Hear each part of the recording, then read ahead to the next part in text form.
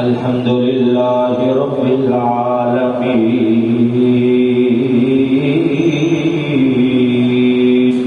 سبحان اللہ والعاقبة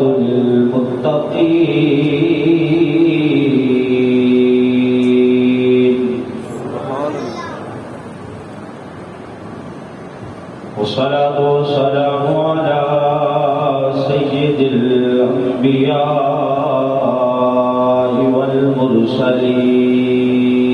والمرسلين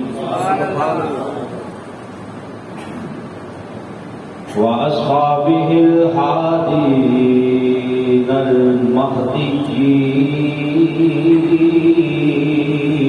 المهديين سبحان اللہ وعلى آلهم الطيبين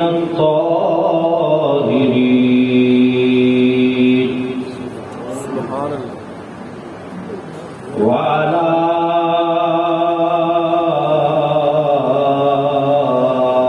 آله وأصحابه أجمعين سبحان اللہ وأوليائه الكاملين سبحان اللہ وعلماء ملته وأهل سنته أجمعين سبحان اللہ أما بعد فأعوذ بالله من الشيطان الرجيم بسم الله الرحمن الرحيم سبحان اللہ والعصر إن الإنسان لفي خسر إلا الذين آمنوا وعملوا الصالحات وتواصوا بالحق وتواصوا بالحق وتواصوا بالصبر آمنت بالله صدق الله مولانا العظيم وصدق رسوله النبي الكريم الأمين سبحان اللہ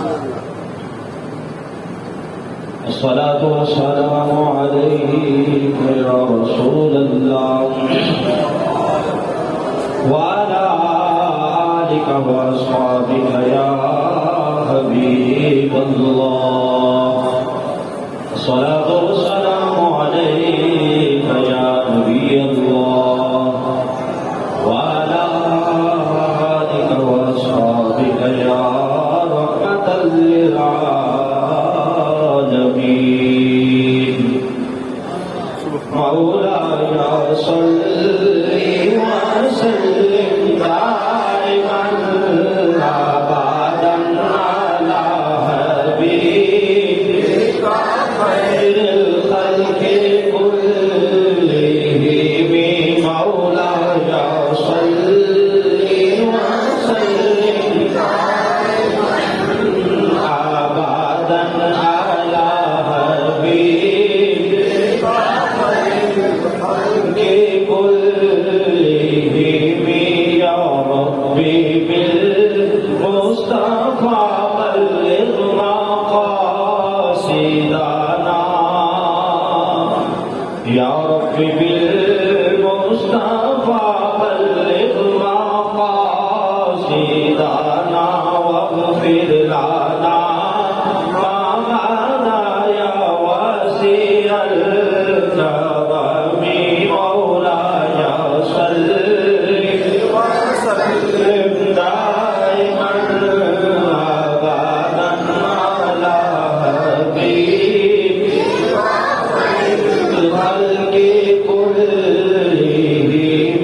مولاي صل سلم دائما ابدا على حبيبك خير الخلق كلهم. سبحان اللہ. خوشام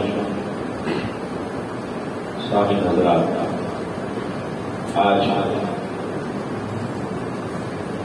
جمعۃ المبارک کے اس عظیم الشان اجتماع میں ہم سورۃ العصر کی تفسیر پڑھیں گے. سبحان اللہ. مختصر سی جو سورہ ہے قرآن کی، جس کو سورۃ العصر کہا جاتا ہے، سبحان اللہ. یہ لفظوں کے اعتبار سے تو مختصر ترین سورت ہے، لیکن مفسرین فرماتے ہیں کہ انسان اگر اسی ایک سورت پہ غور کر لے، اس ایک سورت کو سمجھ لے، تو یہ ایک سورت ہی انسان کی ہدایت کے لیے کافی ہے. سبحان اللہ. بلند آواز سے کہو سبحان اللہ. توجہ میری طرف یہ تمام احباب کی. کیا فرمایا کہ یہ ایک سورہ ہی انسان کی ہدایت کے لیے کافی ہے، مختصر ترین سورت. فرمایا اگر صرف اللہ اسی ایک سورت کو نازل فرماتا، باقی قرآن نازل نہ بھی فرماتا، تو اس ایک سورت کے اندر اتنی جامعیت ہے، معنی کے اعتبار سے اتنی وسعت ہے کہ بندہ مومن کی ہدایت کے لیے یہی ایک سورت کافی ہو جاتی ہے. سبحان اللہ. سبحان اللہ. والعصر، اللہ فرماتا ہے قسم ہے زمانے کی، بے شک انسان خسارے میں ہے، بے شک انسان خسارے میں ہے. فرمایا خسارے سے بچے گا کون؟ الا الذین آمنوا وعملوا الصالحات، وہ جو ایمان لائے اور اعمال صالحہ کیے، وتواصوا بالحق وتواصوا بالصبر، جنہوں نے حق کی تلقین کی اور صبر کی تلقین کی. فرمایا یہ وہ لوگ ہیں جو خسارے سے بچ جائیں گے اور کامیاب ہو جائیں گے. سبحان اللہ. سبحان اللہ. یہ لوگ بچ جائیں گے جو ایمان لائے، اعمال صالحہ کیے، حق بات کی تلقین کرتے رہے اور صبر کرتے رہے، صبر کی تلقین کرتے رہے. فرمایا یہی وہ گروہ ہے جو خسارے سے، تاوان سے، خسران سے بچ جائے گا اور کامیاب ہو جائے گا. اب والعصر، اس کے بارے میں امام راضی نے 4 قول کیے ہیں کہ عصر کا ایک معنی یہ ہے کہ اللہ نے زمانے کی قسم کھائی ہے، کہ قسم ہے زمانے کی. زمانے کی قسم کھا کے اللہ رب العزت نے بیان فرمایا ہے کہ انسان خسارے میں ہے. زمانے کی قسم کیوں کھائی؟ اس لیے کہ زمانے نے لوگوں کے اتار چڑھاؤ دیکھے ہیں. زمانہ وہ ہے جس نے لوگوں کے بڑے بڑے مجمع بھی دیکھے ہیں اور ان مجمعوں پہ بادشاہت کرنے والے حکمران بھی دیکھے ہیں. تو جو اس لیے اللہ نے زمانے کی قسم کھائی ہے کہ زمانے نے لوگوں کی حکومتیں دیکھی ہیں، بڑے بڑے بادشاہ دیکھے ہیں جن کا طوطی بولتا تھا، جو وقت کے فرعون تھے. پھر اسی زمانے نے انہی بادشاہوں کا زوال بھی دیکھا ہے کہ ایک وقت وہ تھا کہ جب لوگ ان کو سجدے کیا کرتے تھے، ایک وقت پھر وہ بھی آیا کہ جب لوگ ان کا نام تک بھول گئے، یاد کسی کو نہ رہا، کسی کو پتہ بھی نہیں رہا کہ جنہوں نے صدیاں حکومت کی ہیں ان کی قبریں کہاں پر ہیں، پتہ نہیں کہاں پر ہیں. آل ساسان 3150 سال ایران کے اوپر حکومت کی آل ساسان تھی. آج کوئی نہیں جانتا آل ساسان کو.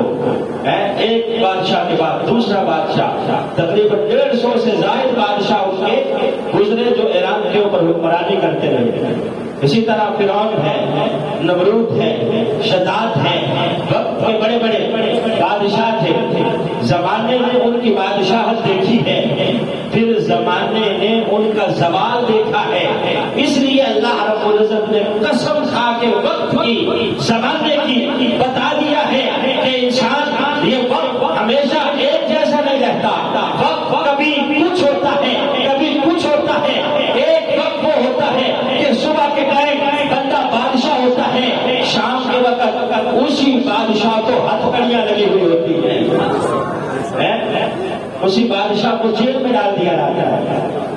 ایک بزرگ تھے، وہ کہتے ہیں کہ مجھے سورہ عصر جو ہے اس کا مفہوم سمجھ نہیں آ رہا تھا، والعصر کا مفہوم سمجھ نہیں آ رہا تھا۔ میں بازار میں گیا، میں نے دیکھا کہ ایک بندہ برف بیچ رہا ہے، برف بیچ رہا ہے اور بیچتے بیچتے صدا کیا لگا رہا ہے، لوگوں مجھ پہ رحم کرو، مجھ سے برف خرید لو ورنہ میری جو اصل رقم ہے وہ بھی پگھل جائے گی۔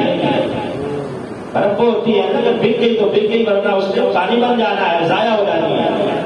کہ وہ بندہ کیا کہہ رہا تھا، مجھ سے خرید لو ورنہ میری جو اصل رقم ہے وہ بھی ضائع ہو جائے گی، منافع میں نے کہاں سے کمانا ہے، مجھ پہ رحم کرو، خرید لو، یہ پگھلتی جا رہی ہے، ایک وقت آئے گا کہ پگھل کر پانی ہو جائے گی۔ یہ کپڑا نہیں ہے کہ میں کل دوبارہ آ کے اس کو بیچ لوں، کوئی اور چیز نہیں ہے کہ جس کو گھر لے جاؤں اس کا دوبارہ آ کے بیچ لوں، میرا تو راس المال ہی ختم ہو جائے گا، جمع پونجی ہی ضائع ہو جائے گی۔ مجھ پہ رحم کرو، مجھ سے برف خرید لو تاکہ میری اصل رقم بچ جائے۔ تو بزرگ کہتے ہیں جب اس نے یہ صدا لگائی تو مجھے والعصر کا مفہوم سمجھا گیا کہ بندے جس طرح اس کی برف پگھل رہی ہے اسی طرح تیری عمر پگھل رہی ہے، اسی طرح تیرا وقت تیرے ہاتھ سے نکلتا جا رہا ہے، تیرا وقت ریت کی طرح تیرے ہاتھ سے ڈھلتا جا رہا ہے، گرتا جا رہا ہے۔ جس طرح اس کی برف ختم ہو رہی ہے اسی طرح تیری الٹی گنتی شروع ہے۔ تو سمجھتا ہے کہ میں بڑا ہوتا جا رہا ہوں، لیکن حال یہ ہے کہ جس طرح اشارے کے اوپر الٹی گنتی چل رہی ہوتی ہے، 60 سے شروع ہو کر ایک وقت آتا ہے کہ وہ 0 پہ آ جاتا ہے، اسی طرح انسان کی زندگی 70 سال 60 سال الٹی گنتی شروع ہے۔ جب 0 پہ آ کر انسان ختم ہوگا تو ساری کی ساری جو اس کی زندگی ہے وہ ختم ہو جائے گی، اس طرح ہاتھ سے نکلے گی جس طرح ریت نکلتی ہے۔ تو وہ بزرگ کہتے ہیں کہ جس طرح برف پگھل رہی ہے اسی طرح زندگی ہاتھ سے نکلتی جا رہی ہے۔ میری کامیابی اسی میں ہے کہ میں زندگی کی سانسوں کے بدلے میں چند نیکیاں اپنے نامہ اعمال میں ڈالتا چلا جاؤں، ورنہ اللہ نے اعلان کر رکھا ہے کہ بندے مجھے قسم ہے زمانے کی تو خسارے میں ہے۔ والعصر ان الانسان لفی خسر، کہا مجھے مفہوم سمجھ میں آ گیا کہ انسان خسارے میں ہے، وقت اس طرح نکلتا ہے۔ اچھا، ایک تو امام راضی فرماتے ہیں کہ اس سے مراد مطلقاً وقت ہے، دوسرا فرمایا اس سے مراد عصر کا وقت ہے کہ اللہ فرماتا ہے مجھے قسم ہے عصر کے وقت کی، بے شک انسان خسارے میں ہے۔ عصر کے وقت کی قسم کیوں کھائی کہ وہ وقت جو ہوتا ہے تھوڑا وقت ہوتا ہے، تنگ وقت ہوتا ہے، عصر کے بعد سورج ڈھل جاتا ہے، جو دکاندار ہے اس کو فکر ہے کہ جلدی جلدی میں دکان سمیٹ لوں، گھر جانا ہے، سورج ڈوب رہا ہے۔ اللہ رب العزت عصر کے وقت کی قسم کھا کے بتا رہا ہے کہ بندے جس طرح عصر کے بعد سورج ڈوبتا ہے اسی طرح ایک دن تیری زندگی کا سورج ڈوب جائے گا۔ اللہ نے اس وقت کی قسم کھائی، وہ وقت تھوڑا ہوتا ہے نا، تنگ وقت ہوتا ہے۔ پھر نبی پاک نے مثال دے کے سمجھایا بھی اس وقت کے حوالے سے کتنا تنگ ہوتا ہے۔ فرمایا کچھ لوگوں نے مزدوری کی صبح فجر سے لے کے ظہر تک، انہیں اجرت کے طور پر 1 دینار ملا۔ توجہ بھائی، کچھ مزدوروں نے مزدوری کی ظہر سے لے کے عصر تک، ان مزدوروں کو بھی اجرت کے طور پر 1 دینار ملا۔ کہا پھر کچھ مزدور ایسے بھی آئے، انہوں نے مزدوری کی عصر سے لے کے مغرب تک، ان مزدوروں کا وقت تھوڑا تھا مزدوری کرنے کا، لیکن انہیں اجرت کتنی ملی؟ 2 دینار، 2 دینار ان کو اجرت ملی، وقت بھی ان کا تھوڑا، انہیں اجرت بھی زیادہ ملی۔ نبی پاک نے فرمایا کہ جنہوں نے صبح فجر سے لے کے ظہر تک مزدوری کی وہ یہودی ہیں کہ کام انہوں نے بڑا کیا لیکن ثواب ان کو کم ملا۔ جنہوں نے ظہر سے لے کے عصر تک مزدوری کی فرمایا یہ عیسائی ہیں، کام انہوں نے بھی بڑا کیا، ٹائم زیادہ تھا لیکن ثواب ان کو کم ملا۔ کہا ایک ہم ہیں میرے امتی، ہم نے مزدوری کی عصر سے لے کے مغرب تک، ٹائم ہمارا تھوڑا تھا لیکن اللہ نے مزدوری ہمیں ڈبل عطا فرمائی ہے، اجر ہمیں ڈبل ملا، وقت تھوڑا عصر کا لیکن مزدوری زیادہ ملی۔ پھر جن کو کم ملی انہوں نے شکایت کی کہ ہم نے کام بھی زیادہ کیا اور ہمیں اجرت بھی کم ملی۔ نبی پاک فرماتے ہیں کہ ان مزدوروں سے کام لینے والے نے کہا کہ مجھے یہ بتاؤ کہ تمہارے ساتھ طے کتنا ہوا تھا؟ انہوں نے کہا 1 دینار طے ہوا تھا۔ کہا اگر 1 دینار طے ہوا تھا تو پھر تمہیں ملا بھی تو ایک ہی ہے نا، کم تو نہیں ملا؟ کہا نہیں ہمیں تو کم نہیں ملا، لیکن وہ دوسرے نے کام تھوڑا کیا ہے اسے 2 ملے ہیں۔ کہا اللہ فرمائے گا او میرے بندو، تم نے جو مزدوری کی تمہارے ساتھ جو طے ہوا تھا میں نے پورا دیا ہے، ان کے ساتھ جو میں نے طے کیا ہے انہیں بھی پورا دیا ہے، میری مرضی ہے میں 2 دے دوں یا 2 سے بھی زیادہ دے دوں، تمہاری مزدوری میں کمی نہیں آئی، جو تمہارے ساتھ طے کیا گیا وہ تمہیں مل گیا، جو ان کے ساتھ طے کیا گیا ان کو مل گیا ہے۔ بھائی ہمارے ساتھ تو اللہ نے طے ہی زیادہ کیا ہے کہ تم کام کم کرو تمہیں اجرت زیادہ ملے گی۔ تو عصر کا وقت تھوڑا وقت ہوتا ہے، سورج ڈوب رہا ہوتا ہے، اس لیے اللہ رب العزت نے وقت عصر کی قسم کھائی۔ پھر امام راضی نے جو تیسرا قول کیا ہے، آپ فرماتے ہیں کہ یہ عصر کے وقت کی قسم نہیں ہے بلکہ نماز عصر کی قسم ہے۔ بل عصر سے مراد نماز عصر ہے کہ عصر کی نماز اکثر لوگ غفلت میں چھوڑ دیتے ہیں کہ ٹائم شارٹ ہوتا ہے، دکانداری کلوز کر رہے ہوتے ہیں، مارکیٹ میں ہیں تو وہاں سے نکلنے کی کوشش ہوتی ہے، اسی کوشش میں نماز عصر ضائع ہو جاتی ہے۔ حالانکہ نماز عصر وہ ہے، اللہ فرماتا ہے حافظوا علی الصلوات والصلاۃ الوسطی، اپنی نمازوں کی حفاظت کرو خصوصیت کے ساتھ، جو درمیانی نماز ہے یعنی نماز عصر ہے اللہ فرماتا ہے اس کی حفاظت کرو، والصلاۃ الوسطی، عصر کی نماز کی خصوصیت کے ساتھ اللہ فرماتا ہے حفاظت کرو۔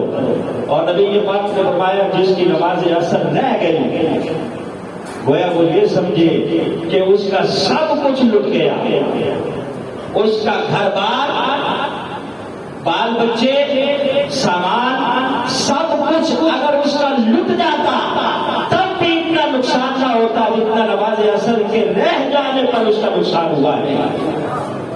یہی نماز عصر تھی جس کی وجہ سے جو حضرت علی کی قضا ہوئی ہے تو نبی پاک صلی اللہ علیہ وسلم نے اس کو ادا کرنے کے لیے سورج کو لٹا دیا ہے۔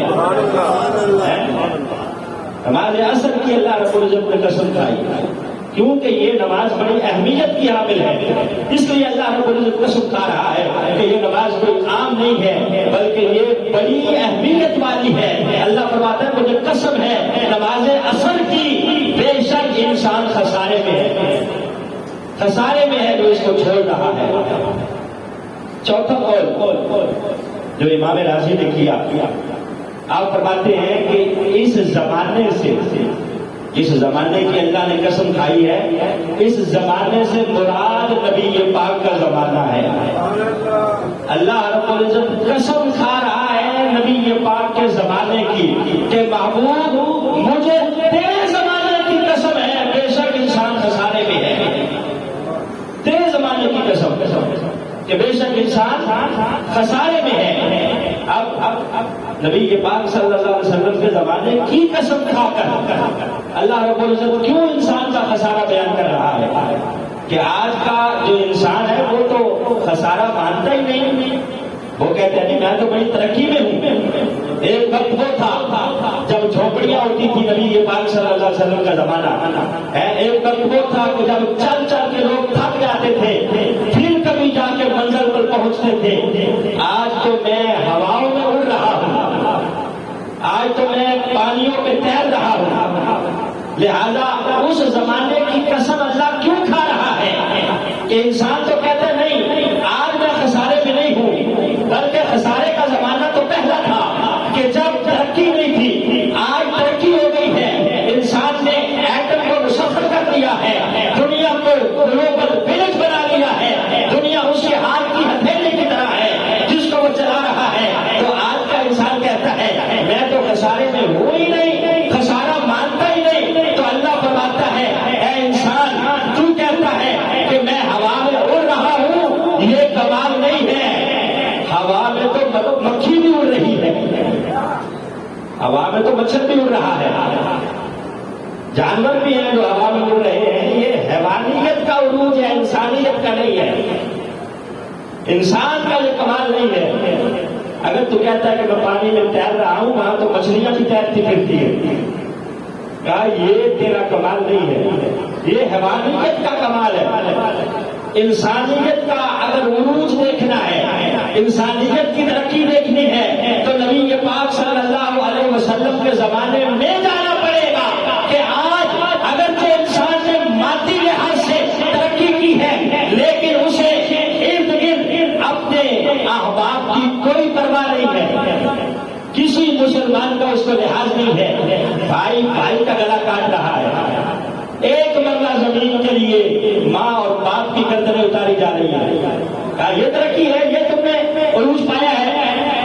کہا اگر انسانیت کا عروج دیکھنا ہے تو سرکار کا زمانہ دیکھو کہ وہاں جنگ کا عالم ہے، سپاہی جو جنگ لڑ رہے ہیں نبی پاک کے صحابہ وہ زخمی ہیں اور تڑپ رہے ہیں، انہی زخمیوں میں سے آواز آتی ہے العطش العطش، آئے پیاس آئے پیاس، پانی کا ایک ہی پیالہ ہے، جدھر سے آواز آئی ہے پلانے والا ادھر دوڑتا ہے لے کر کہ اس کو پانی پلایا جائے، آخری سانسیں ہیں، بیمار ہے، یہ زخمی ہے، شاید زخموں کی تاب نہ لاتے ہوئے شہید ہو جائے گا۔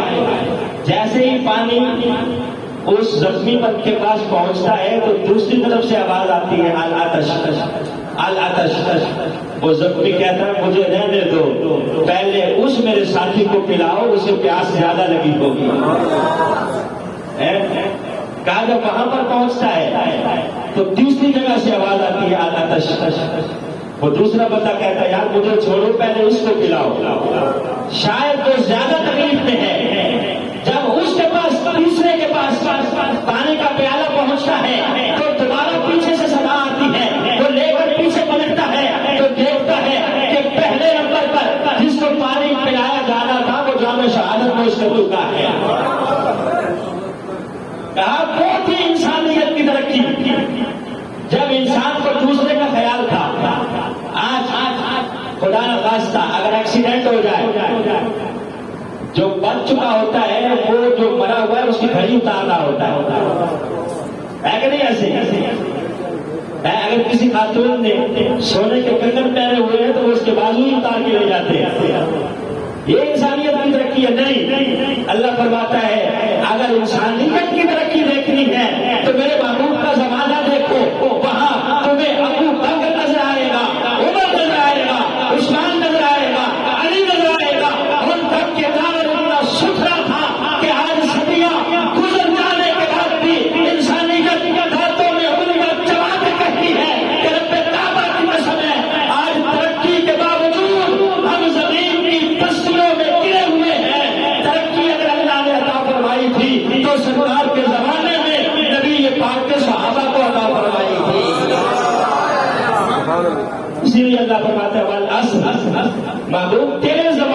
قسم آج کا انسان خسارے میں ہے، تیرے زمانے کی قسم آج انسان خسارے میں ہے۔ پھر بعض نے لکھا مفسرین نے کہ خسارہ اس طرح بھی ہے کہ ایک چیز اگر کسی بندے کو ملی ہے دوسری چیز سے محروم ہے تو وہ سمجھتا ہے کہ میں خسارے میں ہوں، یعنی اللہ نے یوں سمجھے کہ گھر دیا ہے لیکن اچھا کاروبار نہیں ہے، تو اب یہ بندہ سمجھتا ہے کہ شاید میں خسارے میں ہوں۔ ایک جوان بندہ ہے، وہ سوچتا ہے کہ میرے پاس جوانی تو ہے لیکن بڑھاپے والے جو میرے پاس تجربات ہونے چاہیے تھے وہ نہیں ہے، لہذا میں خسارے میں ہوں۔ جو بوڑھا ہے وہ یہ سمجھتا ہے کہ میرے پاس تجربات تو ہے لیکن طاقت نہیں ہے، لہذا میں خسارے میں ہوں۔ جو بچہ ہے وہ بھی سمجھتا ہے کہ میں خسارے میں ہوں۔ جو بوڑھا ہے وہ یہ سمجھتا ہے کہ میں بوڑھا تو ہوں لیکن بچپنے والی رانائیاں نہیں ہیں کہ جب چھوٹی چھوٹی چیزیں دیکھ کے میں خوش ہو جاتا تھا۔ ایک بچپنے کا زمانہ تھا نا، جب گلی کے اندر کوئی ریت اتار جاتا تو اس ریت میں کھیل کھیل کر بھی ہم خوش ہو جاتے تھے کہ وہ ریت پاؤں کے اوپر یوں بنا کر گھر سے بنا لیتے، پھر پاؤں نکالتے، جس کا گھر سلامت رہتا وہ خوشی سے چہلتا خوشیاں مناتا، جس کا گھر گر جاتا وہ افسردہ ہو جاتا۔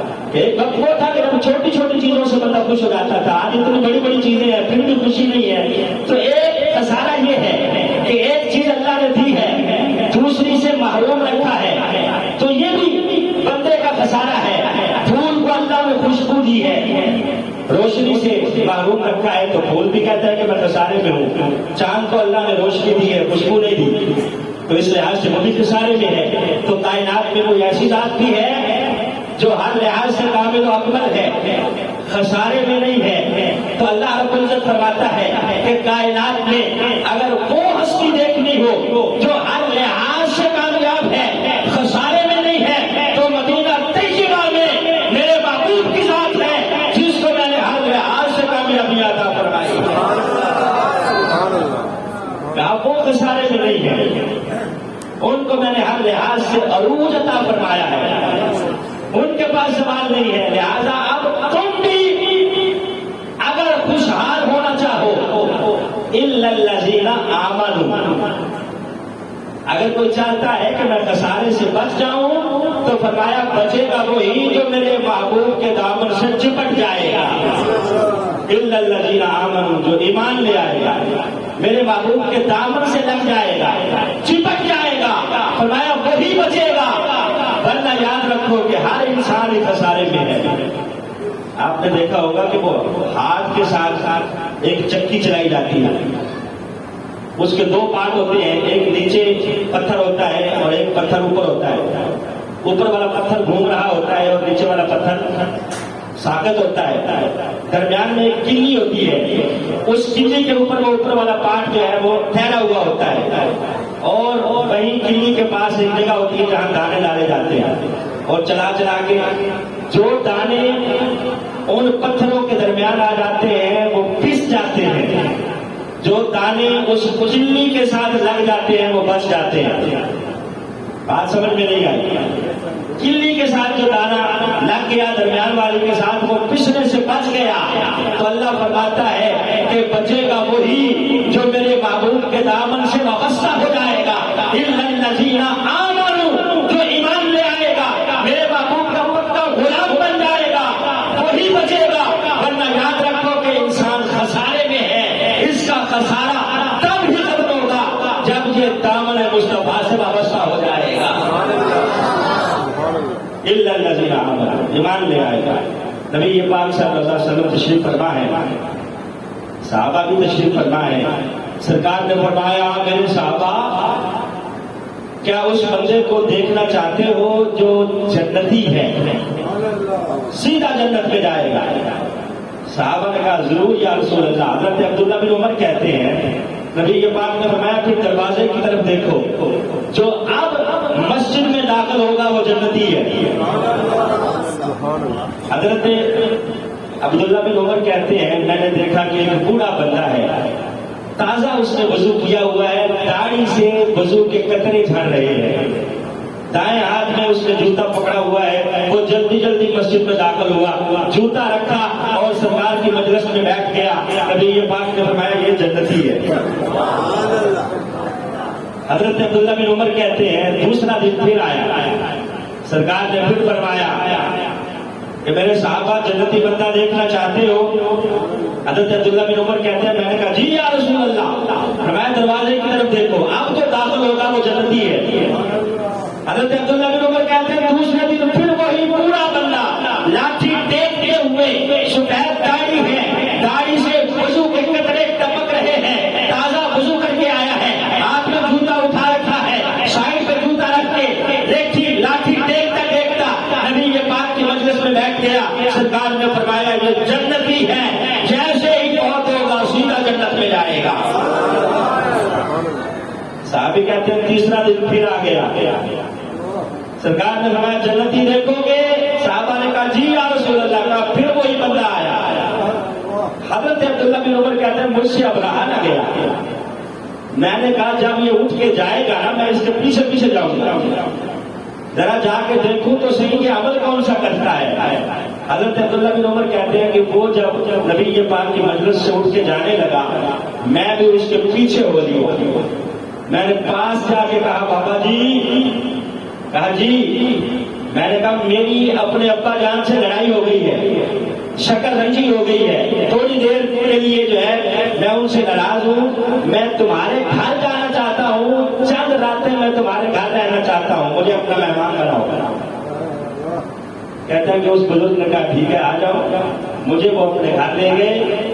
گھر کیا تھا؟ ایک چھوٹی سی جھونپڑی تھی۔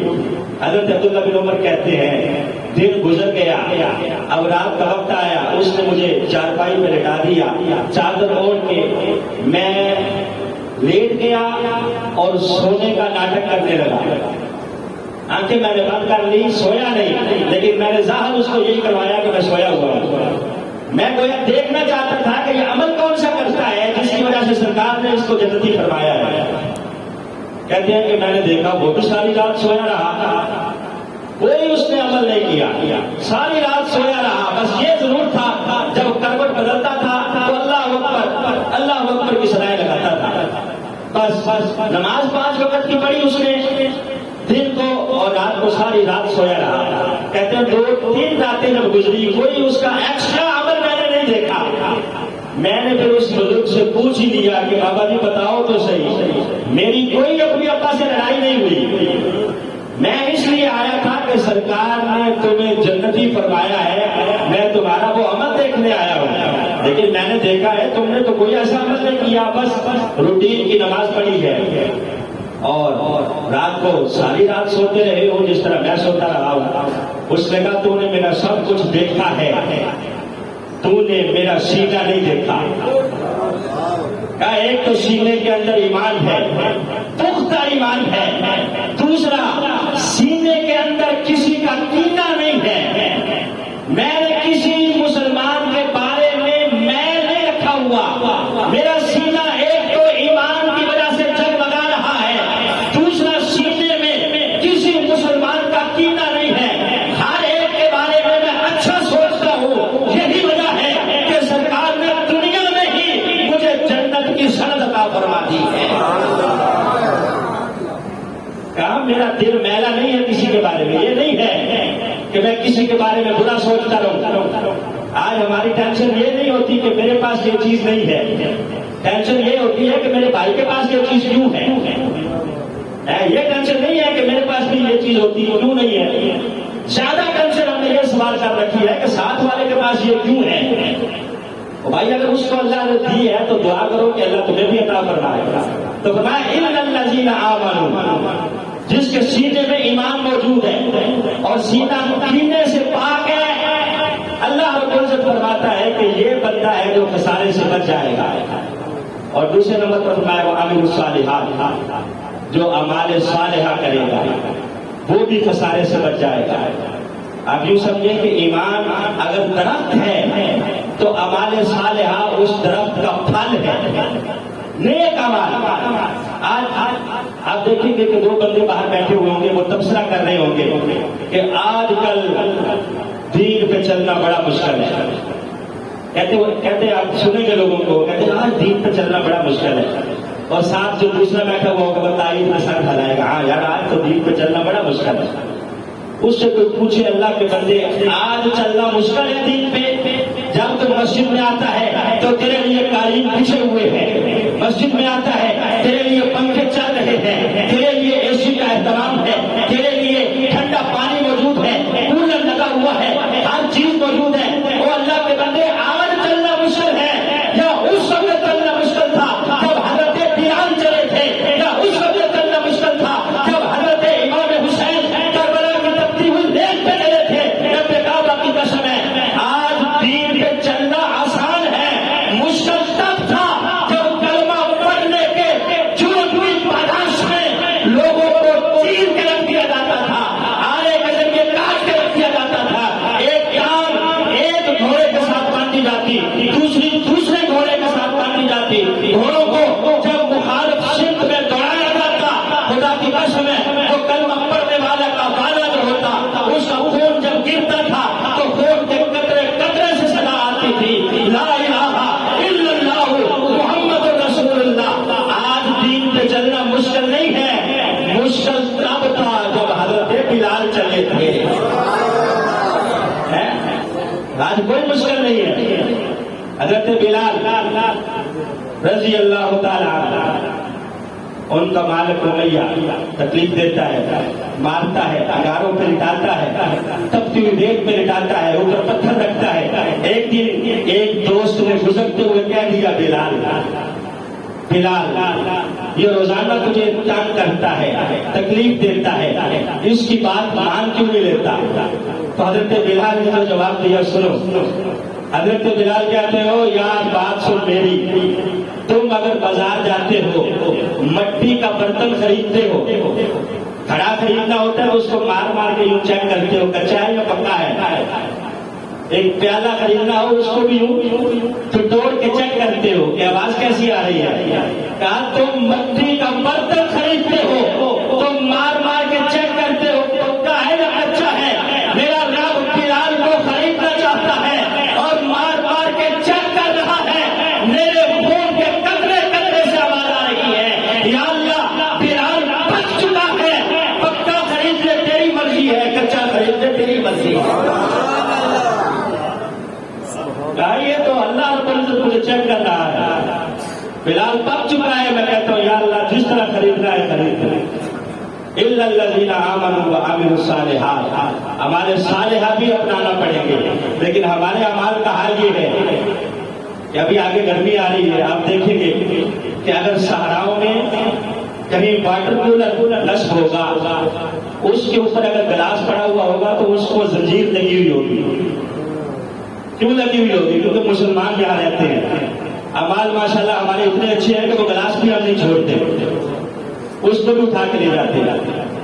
ٹرین کے اندر سفر کریں تو ٹرین کے اندر جو واش روم ہوتا ہے اس میں جو لوٹا ہوتا ہے وہ بھی زنجیر کے ساتھ بندھا ہوا ہوتا ہے، کیونکہ مسافر حضرات ماشاءاللہ مسلمان ہیں، ہمارے اتنے اچھے ہیں کہ وہ لوٹا بھی نہیں چھوڑیں گے۔